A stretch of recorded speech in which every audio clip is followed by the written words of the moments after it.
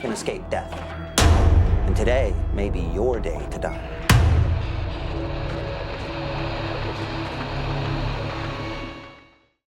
Valet Air Flight 180 exploded and crashed shortly after takeoff. TV news position.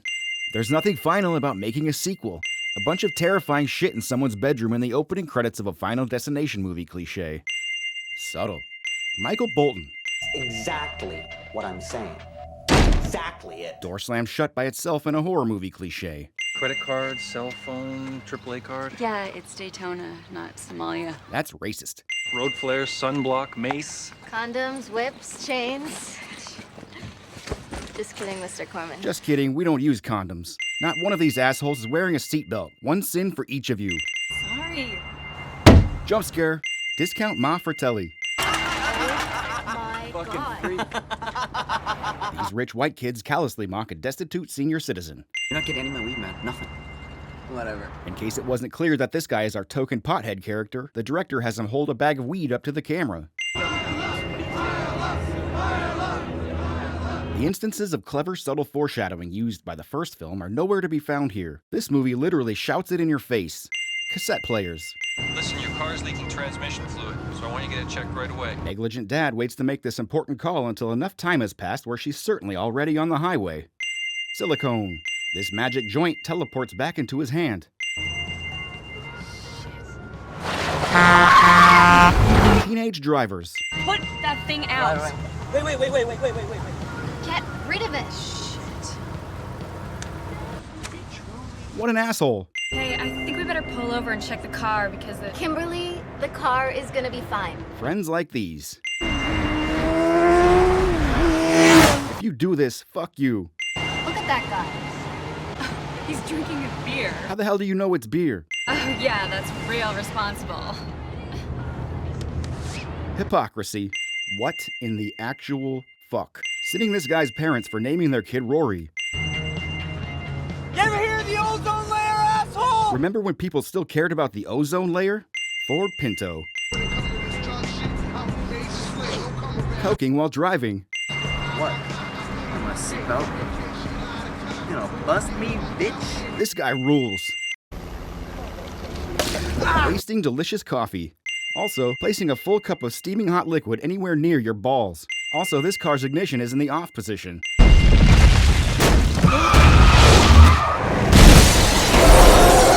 Scene that would forever change the way we feel about logging trucks, delivered in a gut-churning haze of pink and red splattery goodness. One of the best movie kills ever. Everything about this pileup scene is epic and freaking terrifying. This scene was apparently based on the real-life pileup of I-75 in northern Georgia involving 125 vehicles. 4 people were killed and dozens more were injured in the March 2002 crash, less than 1 year before this film's release. Too soon, movie. Too soon. Highway to hell? Ah, because they're on a highway. Clever. Shit. 5-0's coming. Let's fucking roll, man. What? Do you know how much fucking weed I have on me? Huh? Remember when possessing weed made you a criminal in America? Man, those were dark times. No comment. If you do this, fuck you. Discount Black Jeff Goldblum. That's it! That's the truck that's gonna kill everybody! Sitting A.J. Cook's acting in this movie. In the first film, while sometimes hit or miss, the performances could be emotionally powerful at times. The actors conveyed real terror and panic at moments when it really mattered. Final Destination 2 be like, That's the truck that's gonna kill everybody! so subtle.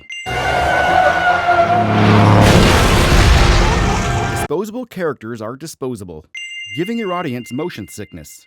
But would you mind telling me what happened? This embarrassingly obvious expository dialogue cue. Also, shouldn't this kind of questioning be handled by detectives? Also, you were there. We were there. We all saw what happened. This scene is literally just explaining shit that happened 3 minutes ago. What are you talking about? Yes, could you please break that down for me one more time? I'm still not getting it. But then all the survivors started to die one by one. You know, some people even said that death itself was stalking them. Then Eugene recaps the events of the first film. Seriously? This was already covered in detail by the talk show at the beginning of the movie. Who is this scene for? Is there anyone watching this that isn't familiar with the premise of the first movie? There was one survivor. Clear Rivers is in a padded room at the Stony Brook Institution. How and why do you know that? We later see this guy researching the Flight 180 survivors, so it's unlikely that he would already know this obscure fact. Why is this conference room outfitted with two-way glass and an intercom, as if it were an interrogation room? What if we're all getting that different strokes curse or something? Somebody get this guy more cocaine. Did Mom ever have any, I don't know, Skip. Jesus Christ! If your kids do this, fuck you. This guy wins the lottery and the first thing he does is not two chicks at the same time. I would send this guy's apartment for being so disgusting if it weren't so freaking hilarious. If you do this, fuck it. Cooking shirtless. Eyeshadowing. This giant multi-line office phone. Hey, listen, I heard about your lottery win. Let's hook up. Gold digging. I can only hope that when death comes for me, a song as badass as this one will be playing in the background when it's my time to go. Hell yes, movie. Movie takes the kill scene concept stylized in the first film to a whole new level in this scene. With escalating layers of tension using their trademark misdirection and subversion, it manages to be both terrifying and hilarious at the same time. Removing a sin while I still can, because this movie goes downhill from here.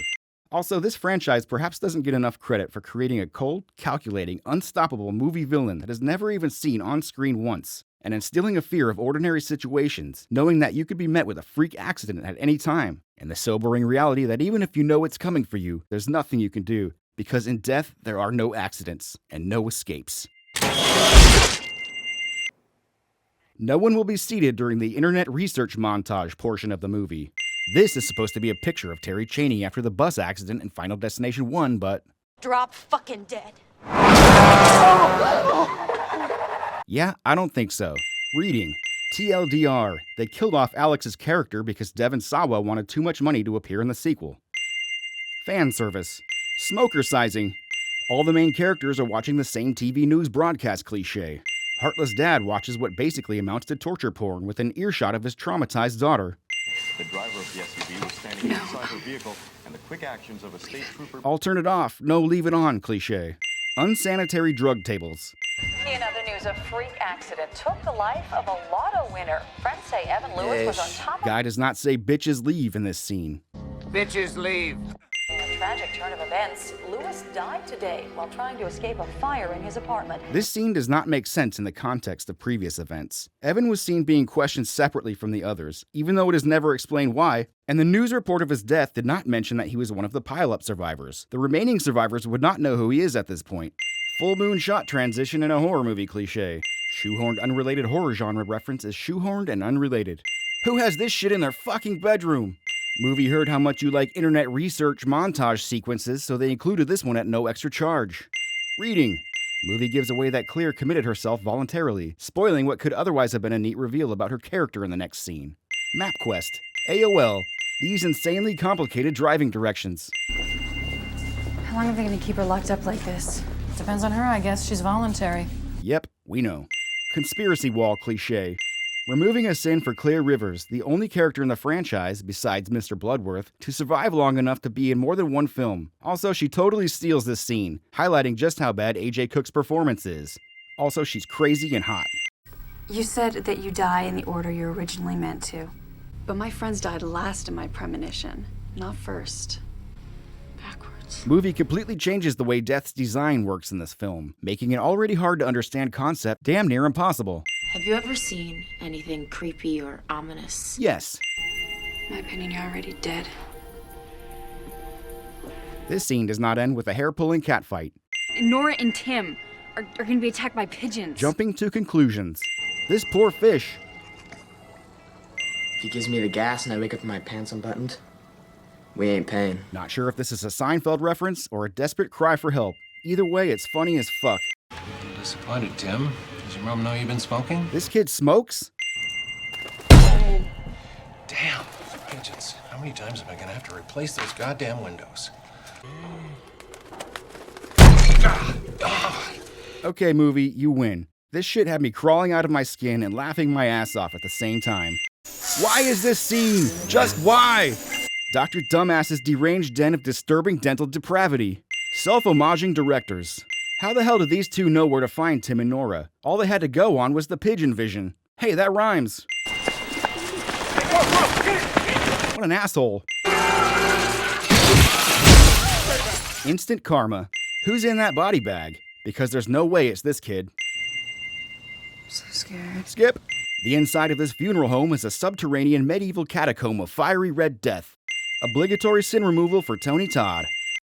Such fire, you know. Fire shadowing. Mr. Bloodworth is wearing Evan's gold watch in this scene. He's a total klepto. Only new life can defeat death. And this is how we end up with the pregnant woman in labor subplot that dominates the third act. Thanks for that. Why does Death's design have these loopholes? Surely a system both omnipotent and as old as mankind couldn't be this easily exploitable, such that a group of average people could cheat their way out of death on a technicality. How do you know my name? How do you know my name, cliché?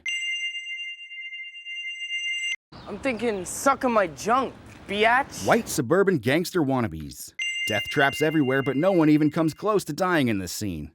Wait, remember the on-ramp? There was a pregnant woman in a white delivery van. Why wasn't the pregnant woman brought in for questioning with the other survivors? Because this guy's a shitty cop, or just a plot hole? Why not both? If she gives birth to a baby that would have died in that car crash. Throws the whole list out of whack and we start over with a clean slate. Seems like a bit of a reach, don't you think? Shut up, you dick. I don't hear you coming up with any ideas. I'm a cop, remember? Whatever you say, Officer Shitstain.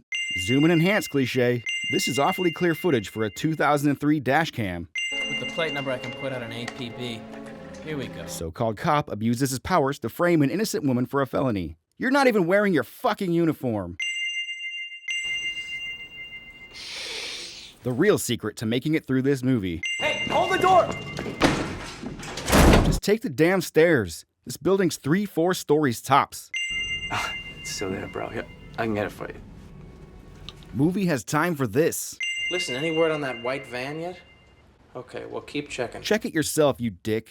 I've had it with this douchebag. Dude calls himself a cop but just goes home whenever he feels like it. Shows up to the station for like 20 minutes to do some illegal crooked cop shit, then calls somebody else to follow up on it, risking their career. And he could somehow afford this yuppie-ass condo. They even call him a trust fund cop on the DVD commentary. And he invites the gang back here for this meeting but only has one small couch everyone has to squeeze onto. And he has this weird freaking glass milk bottle and cliché fruit bowl. And his place is rigged with this kayak death contraption. This closet torture chamber, this deadly shit on the walls, and now my cocaine is wearing off and you've officially made me lose my shit, adding 100 sins. Clear cleans up nicely for someone who just got out of the asylum. I mean, I've sat here and listened to all your theories and all your stories, and I think it's just all bullshit. Eugene would be excellent at CinemaSins. We need to save-proof this death trap. Acknowledging it's a death trap, but deciding to stay here anyway. Get you to step out of the van, miss. This vehicle's been reported stolen. A breakdown of the entire justice system. Is this really the best plan our heroes could come up with? I control my life, all right? Not some crazy list that death has put together. Tempting fate. What? Even if you don't believe, give this to Nora. Go give it to herself, you lazy son of a bitch. This guy. I have so many questions, but movie answers none of them. Come on, movie. What is this guy's story? I think I see a man with hooks. Did you guys see that? He's right. The phone. Guy whacked out on drugs is seeing shit and everyone takes him seriously.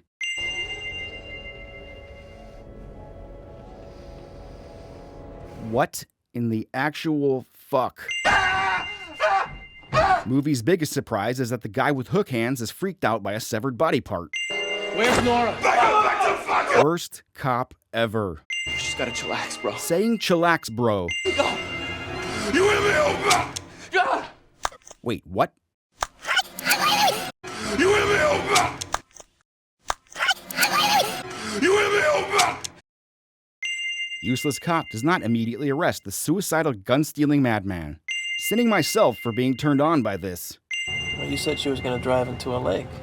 How can she if she's in protective custody? Pissing on the Constitution. Gun safety. Hopefully the district judge will have it all sorted out by Monday morning, okay? Guy misses opportunity to say hold your water. My water just broke. What?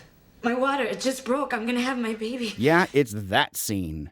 God, I need the car! Share repair, I need the car! My van, take my van. Just call a friggin' ambulance. Do you guys remember that theater in Paris that collapsed last year and killed everybody inside? Retconning. I'm not sure I'm understanding you. No, too much talking. We've cut back to the same car ride at least 3 times now. I don't even know where the fuck they're going. Death's list is working backwards this time because reasons. Got it, let's move on. Officer Adams reporting a vehicle collision. Earlier, this guy said he was Deputy Adams. This is, Deputy Adams, come back. Now it's Officer Adams. Officer Adams reporting Which is it? All right, check the gauges on the regulator and watch out for overdoses. Oh, and look out for potholes and puddles. Backseat ambulance drivers. Could you be a little quieter with that thing, please? Yeah, sure. I'll just put it on quiet mode. That would be good. Quiet but deadly. Also, this guy rules. This isn't what he meant when he asked for a 3-way. Yes, let's choose the one person who suffers from crippling blackout hallucinations to be the driver. You know what, I'm just gonna wait outside, because I'm really just kind of in the way here. Don't you dare leave me! Woman giving birth is a total dick to the people trying to help her. Isn't that adorable cliche? Hey! Police business. No, it really isn't. Get your dirty, contaminated asses out of this sterile operating room. 6 seconds of goddamn crying baby. Don't worry, she had the baby. It's okay. It's over. Premature celebration. I don't think Isabella was ever supposed to die in that pileup. So the entire last half of this movie has been for nothing? That's just great, thanks. The movie kills off the only remaining character worth giving a crap about. I know what I have to do to save us. I have to die. Protagonist of a Final Destination movie thinks they're a martyr cliche. Visual representation of this movie hitting rock bottom. Mr. Bloodworth does not show up to rip out Kimberly's nipple ring with pliers in this scene. This asshole survives this movie. Oh, hey, careful. Those things are dangerous.